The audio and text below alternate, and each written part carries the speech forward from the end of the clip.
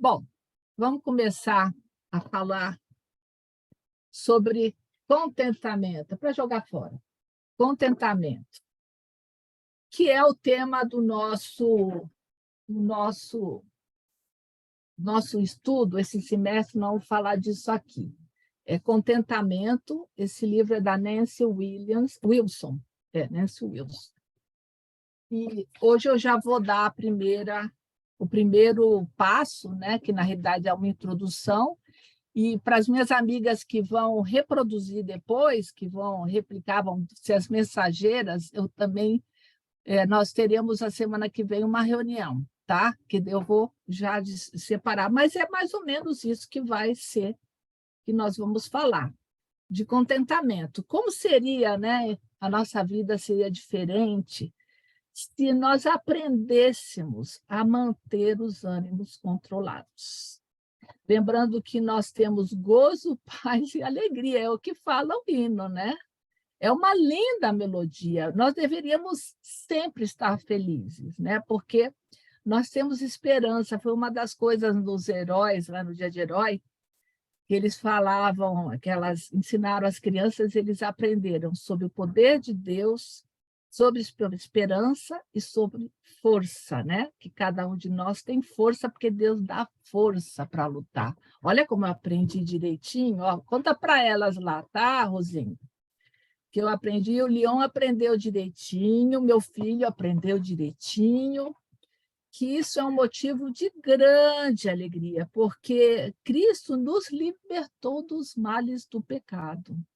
Vocês já pararam para analisar o grande abismo que há daquele que é salvo e daquele que não conhece a Jesus? A Rosenda estava falando lá de Israel, isso foi uma das coisas que me entristeceu profundamente, mas muito mesmo, que eu falava, puxa vida, eles viram a Jesus, mas Jesus andou por todo aquele lugar e não mudou nada, né? Não mudou nada. Eles continuam ignorando, né? Negligenciando tão grande mensagem e consideram loucura, né? Que grande benefício espiritual, emocional e físico teríamos se cada um desses que não acreditam, do ateu, do que está enganado, que está indo atrás de falsos mestres, falsas religiões, né? Como eles estão perdendo a alegria, como eles estão perdendo esse contentamento de fazer parte de uma família maravilhosa, né? Então, veja que eu coloquei aqui as nossas crianças, né? Que as nossas crianças... Está aqui, o Leãozinho está aqui, gente. Esse primeiro aqui, ó, é o Leão. Aqui tem vários. A única menininha, eu fiz questão de deixar ela aqui bem aparecendo, por um amor de menina. Esqueci o nome dela, mas ficou lá com o Leão ali, ó, os dois bem Helena. amigos. É Helena. É verdade, Helena, um amor, participou, uma gracinha, né? Mas, infelizmente, nós vivemos em um mundo onde é muito fácil nós ficarmos estressadas pelas circunstâncias e aflições diárias, né? Olha, o estresse faz parte de cada um de nós, de alguma maneira ou de outra.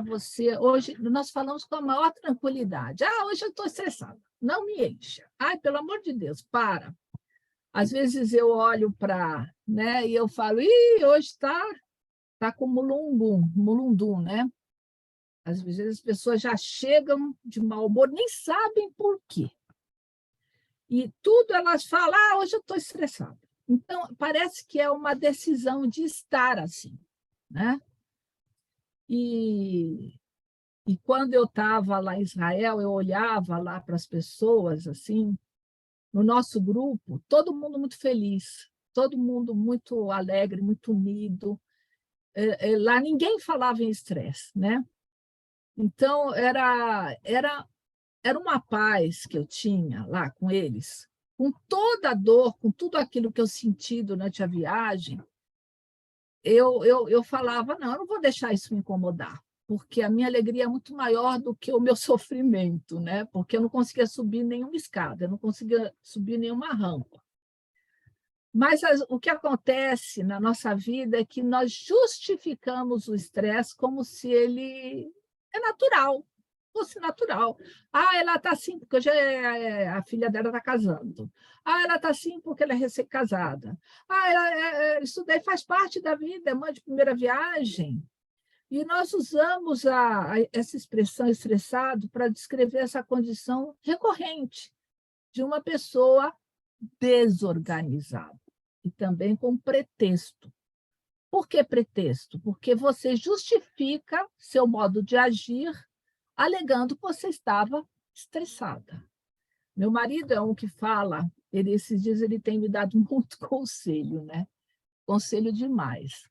E ele fala assim: você é desorganizada, por isso que você toma remédio errado. E eu tomei, gente, tomei 5 dias. Em vez de eu tomar um remédio que ia me fazer bem, eu tomei um remédio que era diurético. Tomei à noite, porque ele estava na caixa errada.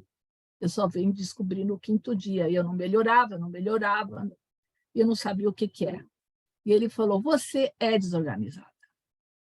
Eu sou organizada para algumas coisas, para outras eu não sou mesmo, gente. Eu sou organizada para as coisas assim do trabalho, né? Mas para outras eu sou péssima, viu? Meu armário é bonitinho, viu? Se vocês forem lá, vocês vão ver que meu armário é direitinho, é tudo por cor, tá? Eu sei, né? O problema é quando eu vou usar preto, aí é difícil de achar, porque a maioria das minhas roupas é preta. Mas, mas é assim, nós somos organizados, justificamos nossas irritações para, na realidade, para a gente fugir da responsabilidade, né? Infelizmente, a gente não quer assumir que o erro é nosso e que isso não vem de Deus, né? O estresse é uma manifestação pecaminosa de um coração inquieto. Essa é a definição que ela deu. Normalmente traz consigo uma série de pecados juntos, não é só um, vem vários outros, né? É falta de controle, falta de paciência, falta de tudo, né?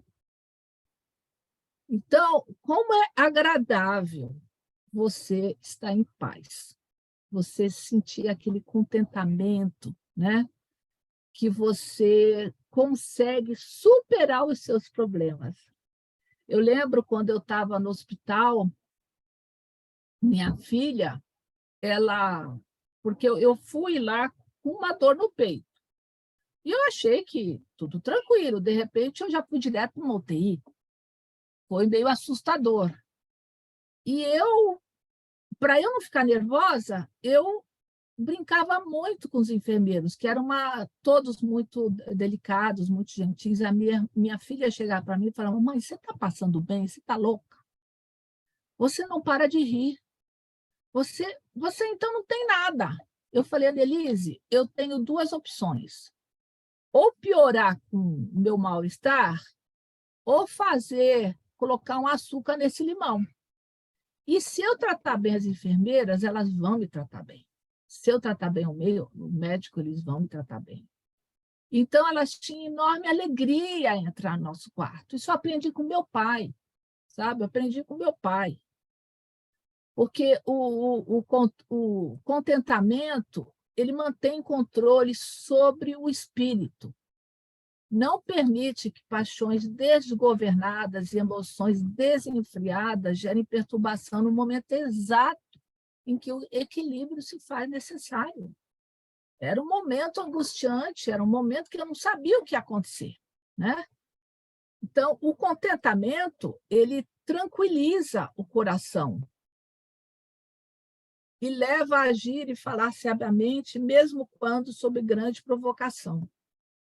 Porque, na realidade, nós somos provocadas o tempo todo, quando a gente está dirigindo um carro, os carros que vêm, né? Eu tenho pavor quando vem moto do meu lado, faz aquele. Eu levo cada susto, moto, né?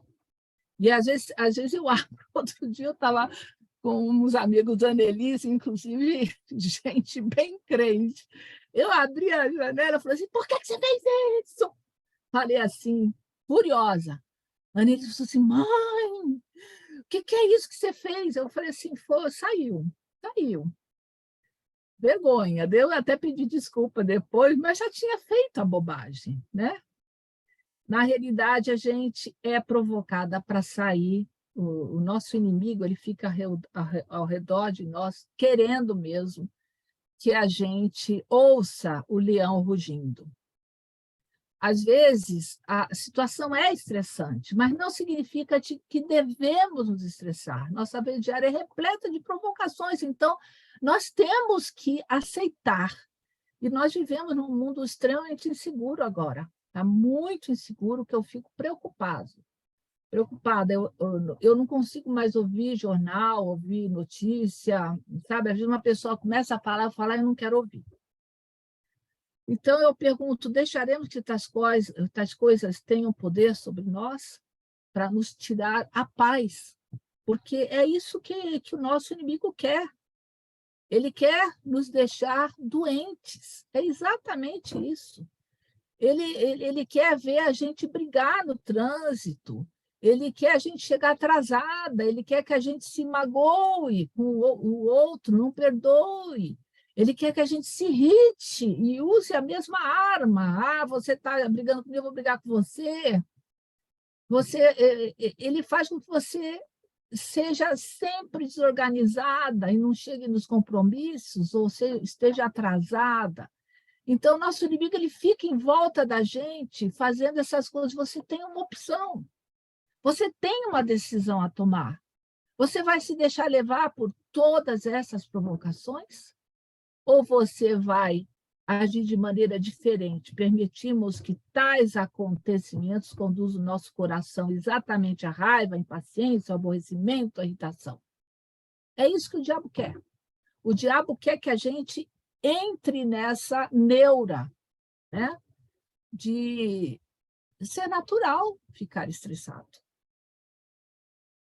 Então, na realidade, a gente tem que controlar os nossos ânimos. Eu lembro no culto de domingo passado, a hora foi passando. Eu tenho um problema sério de chegar atrasada em casa. E eu fui vendo, meio-dia, 12h10, 12h15, meio-dia e meio, já eram quase uma hora, a hora que nós saímos de lá, o pastor ficou preocupado que cancelou a ceia. E foi um alívio para todos, porque não poderíamos fazer a ceia naquela ansiedade que todo mundo estava de ir para casa. E eu decidi simplesmente falar com o meu marido. Eu escrevi uma mensagem e falei assim, olha, eu estou aqui no culto, não consigo sair agora. E que alegria que foi. Ele falou assim, fique em paz. Fique em paz, ele falou para mim. Tranquila, que ele sabe que eu não posso me estressar, né? Ele sabe que eu estou assim num momento que eu tenho que evitar uma série de coisas que são evitáveis. São evitáveis. A gente pode evitar a raiva, pode evitar a impaciência, pode evitar aborrecimentos gratuitos, né? E às vezes eu vejo que ele tem razão quando ele me chama a atenção. E eu estou aprendendo a fazer brincadeira com toda essa situação. E isso tem feito bem para mim e para todos ao meu redor. Não estou usando isso como uma desculpa para estressar mais ainda. Nós, às vezes, pensamos que o contentamento é algo que acontece conosco, ao invés de ser algo que nos esforçamos para aprender. Fala, é natural. Não, não é. O contentamento a gente aprende. A gente aprende. Nós criamos desculpas para o nosso comportamento. Assim é mais fácil de prosseguirmos com nossos impulsos naturais e justificar nosso estresse com desculpa para tudo e justificativa, né? Mas isso não é verdade, não é verdade. Cada uma de nós pode aprender a se contentar e cada uma de nós deveria aprender a se contentar. é parte essencial da nossa vida cristã. Não se trata de uma opção. Isso demanda esforço espiritual e mental. Agora eu vou dar para vocês um teste. Eu quero que você olhe para essas carinhas aqui é a mesma moça, cada hora com uma cara. Quantas mocinhas vocês veem aí que estão com uma cara de contentamento?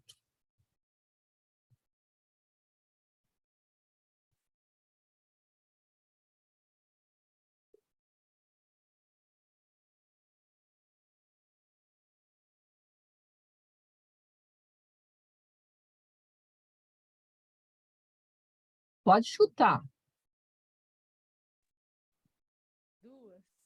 A Zoé falou 2 ou 3. Vocês concordam? Eu vejo mais 5. 5? Porque tem umas que não estão rindo, mas estão com uma carinha boa. Estão com uma carinha boa. Tem razão. Olha, eu vi essas aqui. Eu vi essas aqui. Tem uma que está com uma carinha boa, mas está fazendo, sei lá. Eu achei que essas 4. E se você analisar a expressão, olha a diferença de um rosto alegre. Olha como ela fica mais bonita, essa moça. A gente só percebe que ela é bonita quando você vê ela rindo. Eu podia até acrescentar essa aqui, né? Essa aqui Isso, também. isso aí. Essa aqui eu Exatamente, esqueci. é a Agora que eu quinta. vi. É. Essa aqui também. Então, Ai, que linda. o coração alegre aformoseia o rosto, gente. Então, é muito triste quando você olha e vê uma pessoa emburrada. Aquilo já dá um clima, não dá? Dá um clima. Dá uma sensação. Falei, pô, não vou falar com aquela moça, não. Puxa, olha a cara dela. Que coisa horrível. Então, nós temos que tomar, às vezes, atenção até com a nossa expressão de rosto. Será que você é uma pessoa que você fala assim, bem-vinda, que alegria te ver, ou você fica lá na igreja assim? Você vai tomar café, não bate papo com ninguém, tem pessoas que se escondem, né?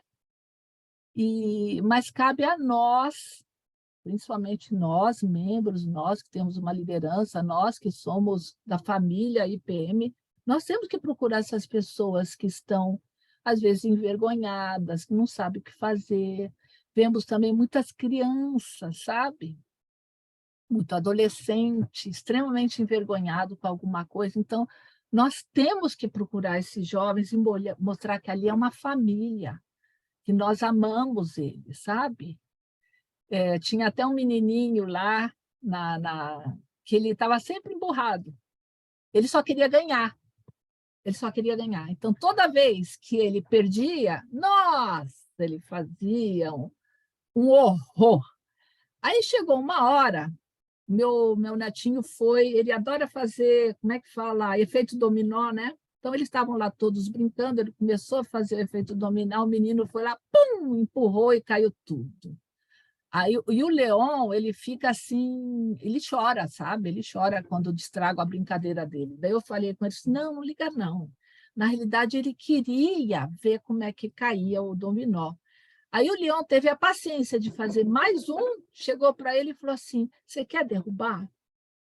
Sabe, eu acho que nós temos que transparecer a alegria do crente. Às vezes a gente não transparece.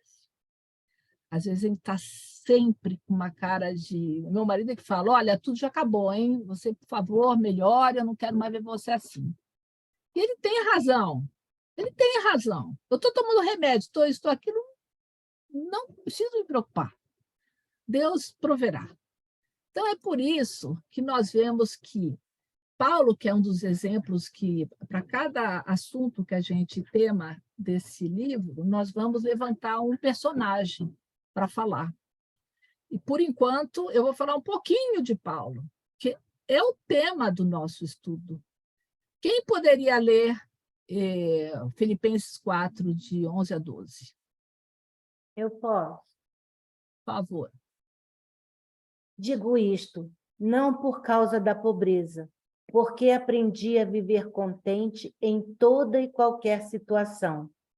Tanto sei estar humilhado, como também ser honrado. De tudo e em todas as circunstâncias já tenho experiência, tanto de fartura como de fome, assim de abundância como de escassez. Vocês perceberam, Vete, que aqui está escrito aprendi. Sim, aprendi. Aprendi. Porque vocês lembram como Paulo era? Paulo era uma pessoa revoltada, irada. Ele era mau. Ele era um perseguidor do crente. Ele era terrível. Terrível. Ele aprisionava. Ele era Alexandre de Moraes. Ele prendia tudo, por qualquer motivo. Ele estava indo lá para Damasco exatamente para prender um monte de crente. Ele era um perseguidor. Ele estava lá aos pés de Estevão. As roupas de Estevão estavam aos pés dele. Ele não era assim. Então, o que Jesus fez na vida dele foi uma diferença enorme. Então, eu pergunto, e nós? Nós aprendemos a viver contentes? Eu estou falando isso para mim, viu, gente? Porque foi um desafio quando o pastor me deu esse livro, ele sugeriu esse livro. Eu falei, não, pastor, eu não estou com humor para falar de alegria, contentamento. Estou aqui no UTI, estou me sentindo, não quero falar sobre isso, eu não estou com espírito. E conforme eu ia lendo, eu fui aprendendo. Eu fui aprendendo. Isso foi me mudando, isso me deu um vigor, uma força, uma vontade de melhorar, entendeu? E de ser exemplo para o meu marido, para todos. Deus, na realidade, Jesus ensinou isso para Paulo, né? Se Paulo, ele aprendeu, nós também aprenderemos. Então, esse semestre, nós vamos ter um curso sobre como estar sempre contente. Como encontrar contentamento, mesmo diante das tristezas. Eu não digo que você vai morrer de rir numa situação dramática, como a do pastor que está indo levar o pai, mas você vai encontrar contentamento sabendo que quem vai nos dar esperança e curar o pai do pastor Paulo vai ser Jesus Cristo, nosso Espírito Santo, que está conosco, nos fortalecendo também, dando força a ele. Isso é uma alegria, é um poder que nós temos. Porque, às vezes, a gente pensa que aprender é mais do que meramente recitar as escrituras, é aplicá-las, colocando-as em prática e apropriando-se delas. Não é simplesmente ficar falando um versículo atrás do outro, mas você usar o versículo coerentemente, sabe? De uma maneira correta, que às vezes a gente até usa de maneira incorreta, né? Desse modo, devemos ser capazes de praticar o contentamento, não apenas citar Filipenses 4, 11 e 12. Você pode estar lá numa cama de hospital, vamos lá, sai dessa.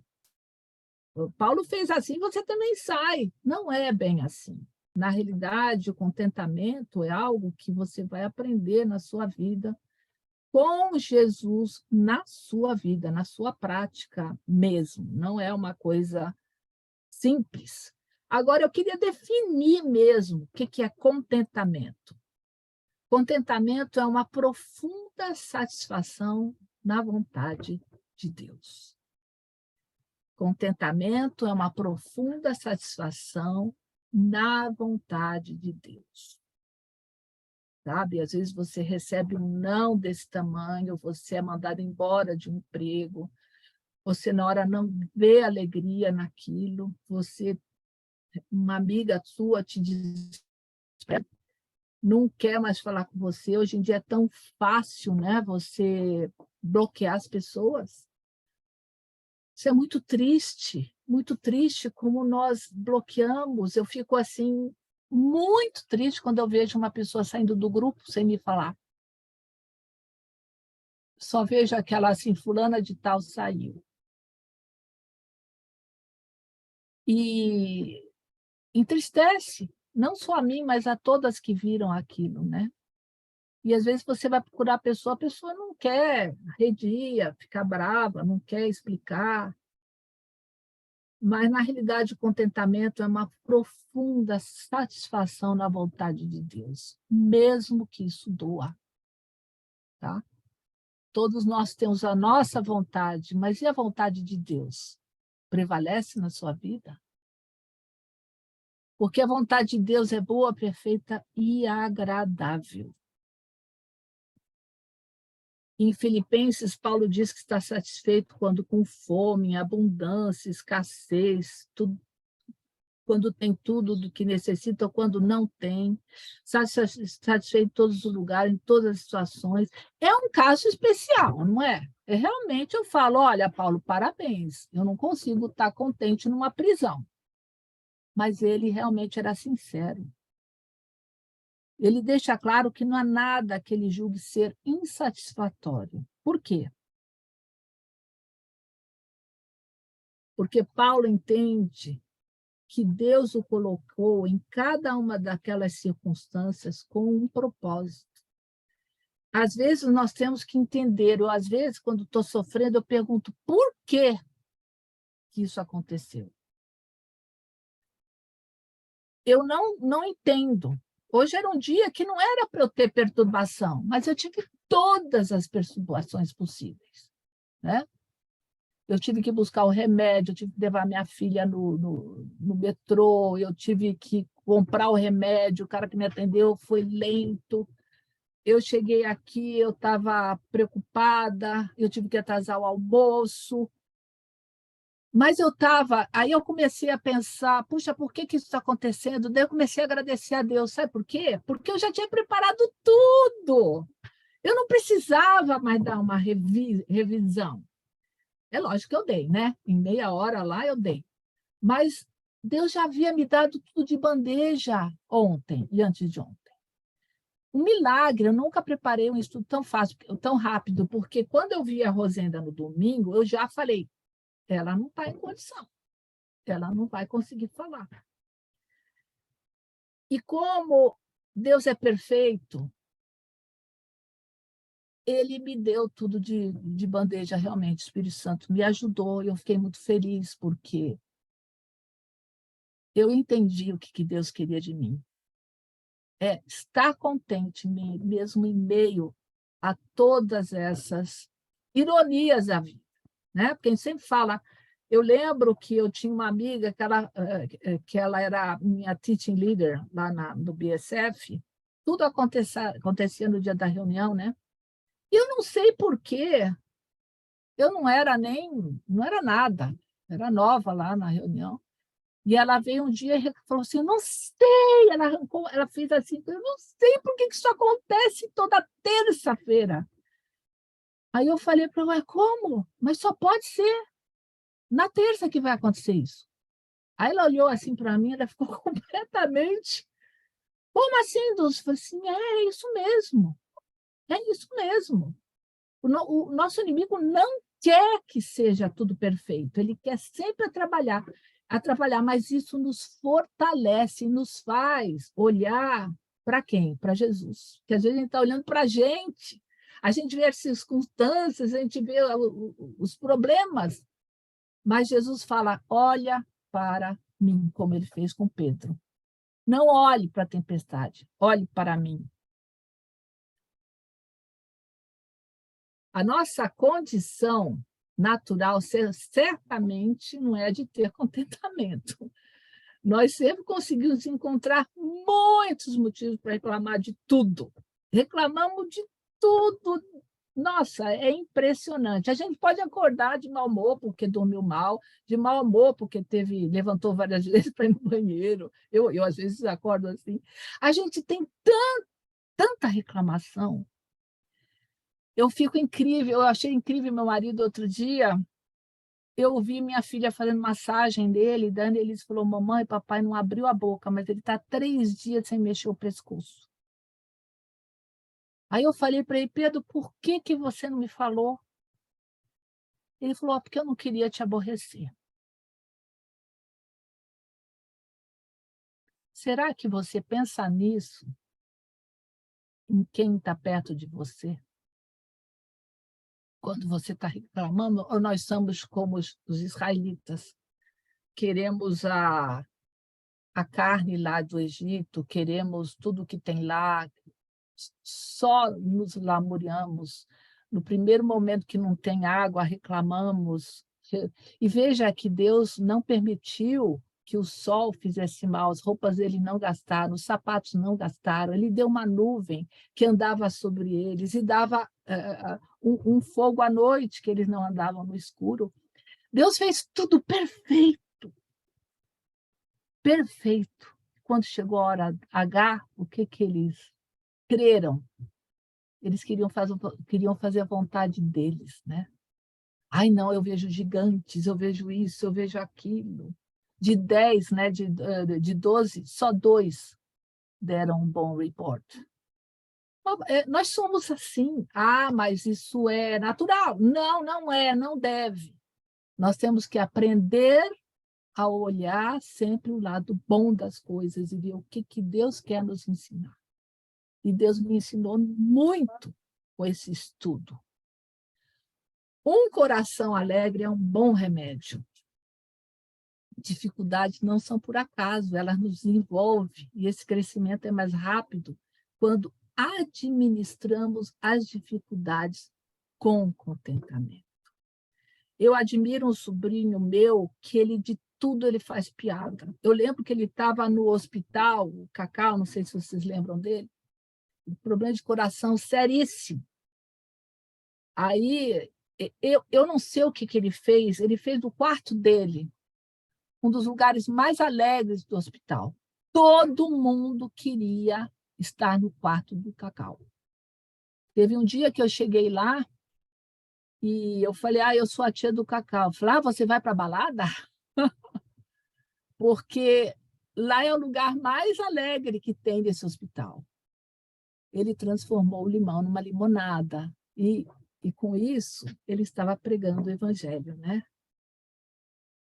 O contentamento não é listado como um fruto do Espírito, como está em Gálatas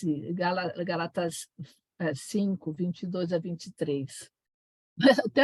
A autora até fala, poderia ser, porque contentamento é amoroso, você pensa no próximo, é alegre, pacífico, longânimo, bondoso, fiel, manso, tem controle de si mesmo.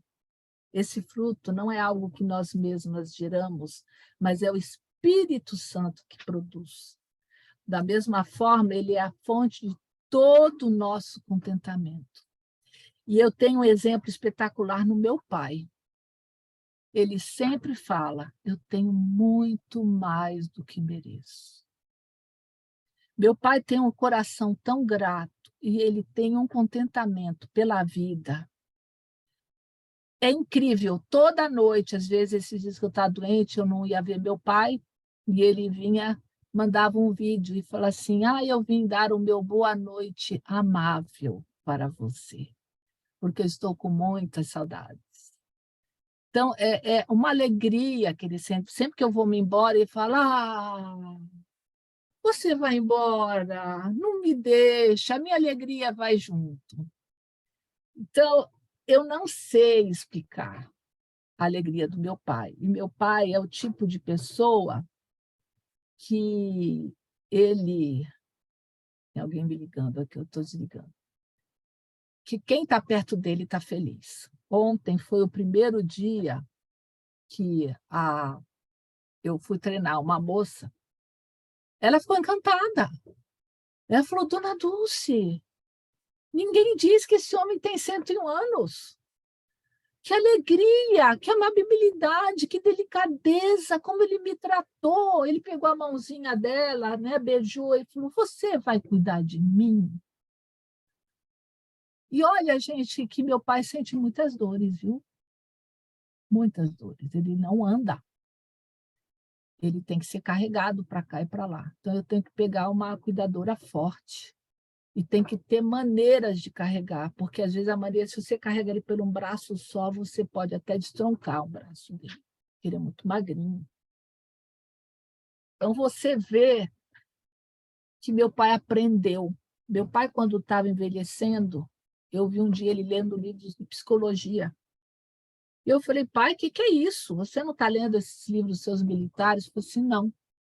Eu tô lendo esse livro que eu tô aprendendo a ser dócil com aqueles que vão cuidar de mim na velhice. Então, o contentamento é isso, é você pensar no próximo, é você amar o próximo, não sendo ranzinza, não sendo chata, não sendo irada, não sendo isso nem aquilo. Que, aliás, eu sou muito chata. Eu, às vezes, me acho insuportável. Eu sou muito exigente. Eu falo, gente, aí a minha filha falou, mãe, você não pode exigir dos outros o que você não é. Eu gosto da minha filha que ela dá na lata, né? E por isso que esse tema foi muito difícil para mim, porque eu tenho que me mudar, eu tenho que aprender, e eu já consegui praticar essa semana inteira, com a graça de Deus, muitas vezes. E olha que Paulo, ele tinha. O contentamento é um dos primeiros sintomas da gratidão. E Paulo tinha uma gratidão enorme pelo que Deus tinha feito na vida dele. E uma das coisas que a gente vê sobre Paulo é isso tudo aquilo. Quem é que pode ler para mim?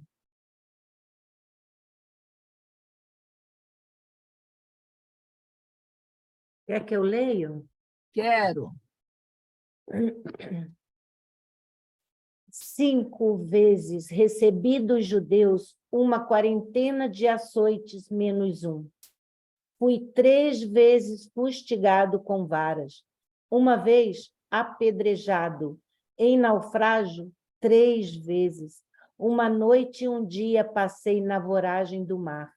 Em jornadas, muitas vezes, em perigos de rios, em perigos de salteadores, em perigos entre patrícios, em perigos entre gentios, em perigos na cidade, em perigos no deserto, em perigos no mar, em perigos entre falsos irmãos, em trabalhos e fadigas, em vigílias, muitas vezes, em fome e sede, em jejuns, muitas vezes, em frio e nudez, além das coisas exteriores, ao que pesa sobre mim diariamente, a preocupação com todas as igrejas.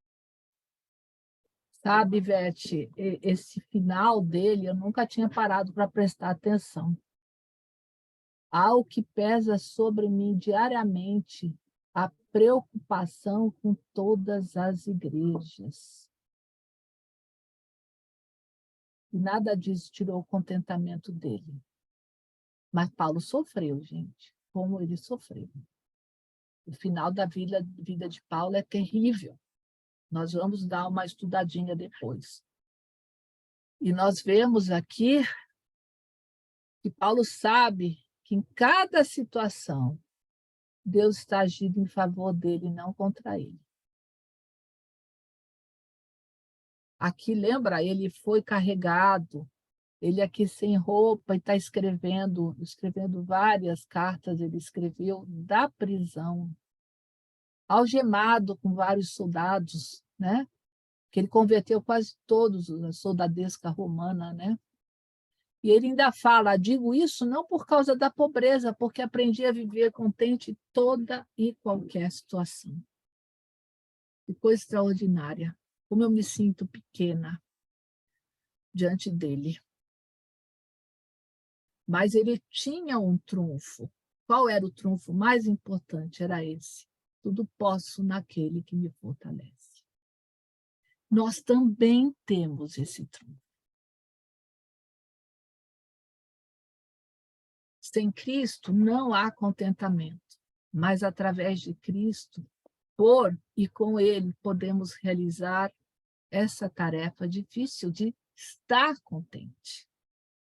Colocarmos uma carinha mais animada, né? Se você não gosta de ver as pessoas emburradas, então não seja você uma pessoa emburrada. Então, eu estou convidando vocês a se matricularem nesse curso de contentamento. Porque não é fácil, porque, na realidade, requer poder sobrenatural, como foi que aconteceu com o Paulo, quando ele viu aquela luz.